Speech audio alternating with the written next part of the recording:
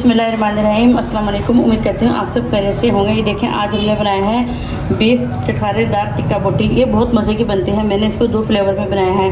पहले मैं आपको दिखा रही हूँ, इसको मैंने बारबेक्यू किया है। ये बहुत मज़े का बनता है। ज़रूरी नहीं कि आपको उसके लिए कोयले की ज़रूरत हो। ये मैंने गैस पर किया है। ये भी बहुत मज़े की बनती है।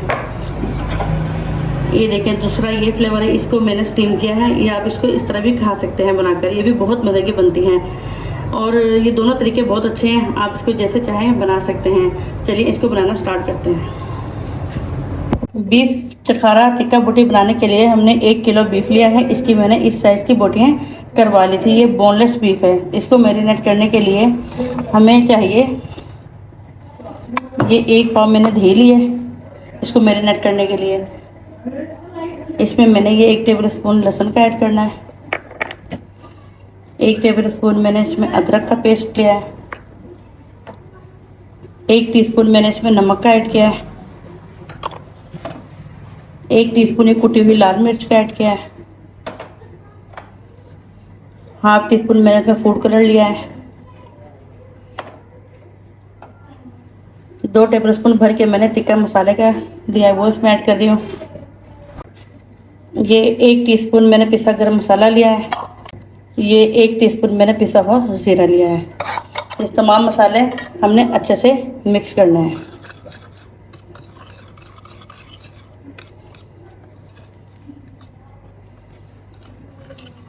ये देखिए, हमारे मसाले अच्छे से मिक्स हो गए।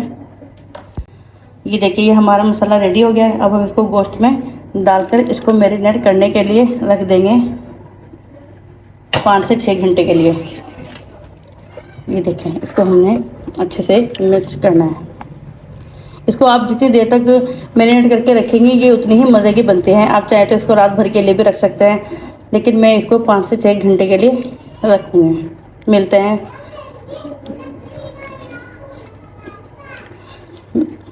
ये देखें, इसको मैंने अच्छे से मिक्स कर दिया है। अब मैं इसको 6 घंटे के लिए फ्रिज में रखूँगी। इतने ये मैरिनेट होता है, फिर आपसे मिलता है। ये देखिए, हमने अपना बीफ 5 से 6 घंटे के लिए मैरिनेट करने के लिए रख दिया था। अब हम इसको गलाने के लिए कुकर में ऐड करेंगे। ये हम सारा बीफ कुकर में डाल देते हैं। ये हमारा बहुत अच्छे से मैरिनेट हुआ है। अब हमने इसको, देखिए, हमने इसको अच्छे से साफ कर लेना है। ये बहुत मज़े का बनता है चटखारा टिक्का बोटी। और साथ ही हम ये जो हमारा थोड़ा सा मसाला लगा है, ये देखिए, जो मसाला, इसमें हम थोड़ा सा पानी डालकर वो भी इसमें ऐड कर देंगे। अब हमने इसको कुकर की सीटी लगानी है और इसको तकरीबन 15 से 20 मिनट के लिए बनाना है, ताकि हमारी जो बोटियाँ हैं वो अच्छे से सॉफ्ट हो जाएं। ये देखिए, हमने कुकर से निकाल कर कढ़ाई में गोश्त को शिफ्ट कर दिया है, क्योंकि हमारी बोटियाँ बहुत अच्छे से गल गई हैं। ये देखें, इतनी दूसरी बोटियाँ हमारी। ये देखें, हमें गोश्त अपना सॉफ्ट ही चाहिए। अब हमने इसको कढ़ाई में 2 मिनट के लिए पकाना है।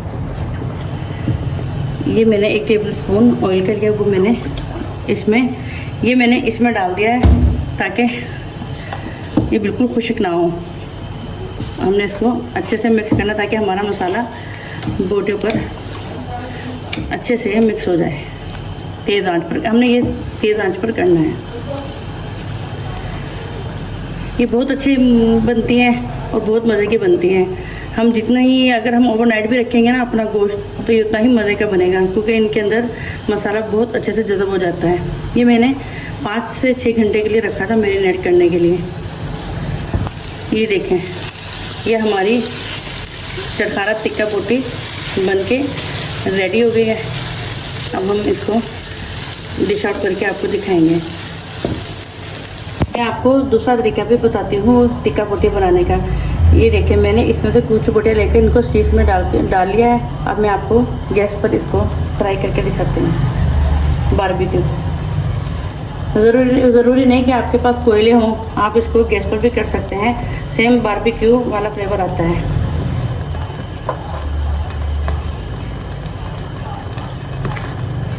इसको हम अच्छे से बारबेक्यू करेंगे।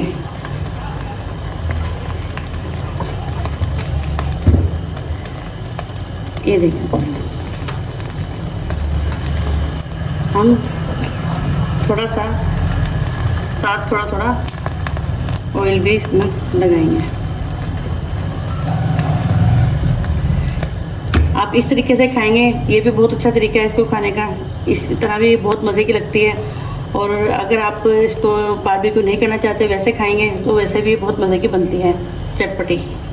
ये देखिए जी हमारी चटपटा चटखारा बीफ टिक्का की फाइनल लुक। ये मैंने आपको बारबेक्यू करके दिखाया है। आप इस तरीके से भी बनाएंगे, ये भी बहुत मज़े का, ये भी इस तरह भी बहुत मज़े की लगती है। इसको मैंने गैस पर ही बारबेक्यू किया है। इसके लिए ज़रूरी नहीं कि कोयले हों तो आप करें, आप इस तरीके से भी कर सकते हैं। और ये मैंने स्टीम है, इसको ये भी बहुत मज़े का बनता है। आपकी मर्ज़ी, आप चाहे स्टीम खा सकते हैं, चाहे इसको बारबेक्यू करके खा सकते हैं। मेरे चैनल को, अगर आपको आज की मेरी रेसिपी अच्छी लगी है तो मेरे वीडियो को लाइक, शेयर और मेरे चैनल को सब्सक्राइब करना मत भूलिएगा। मिलते हैं अपनी अगली नेक्स्ट वीडियो में। अल्लाह हाफ़िज़।